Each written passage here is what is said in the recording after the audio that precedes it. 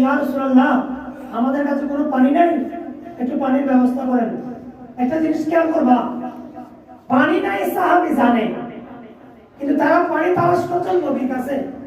বুঝা গেল আমাদের পানি নেই ঠিক, কিন্তু আমাদের পানির ব্যবস্থা করনেওয়ালা সেই ক্ষমতা সাহাবীদের আকীদা বলছে যে নবীর কাছে আল্লাহ দিয়েছেন। সেই কারণে তো সাহাবা একরাম কোথায় গেলেন? নবীর দরবারে। আমি আজকে মাহাদেরকে বলেছিলাম যে নবী হাদিস রওয়ায়াত করেছেন, মুআবিয়া রাদিয়াল্লাহু তাআলা হাদিস রওয়ায়াত করেছেন, আন মুআবিয়া রাদিয়াল্লাহু তাআলা قال رسول الله صلى الله عليه وسلم انما انا قاسم والله يؤتي। আল্লাহ গোটা জাহানের নিয়ামত, সমস্ত কিছুর মালিক রাসূলুল্লাহকে বানিয়েছেন।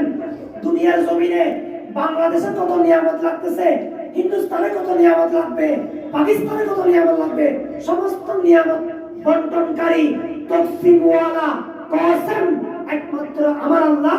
দুনিয়ার জমিনে আমাদের নবীকে আল্লাহ বানিয়েছেন। সুবহানাল্লাহ।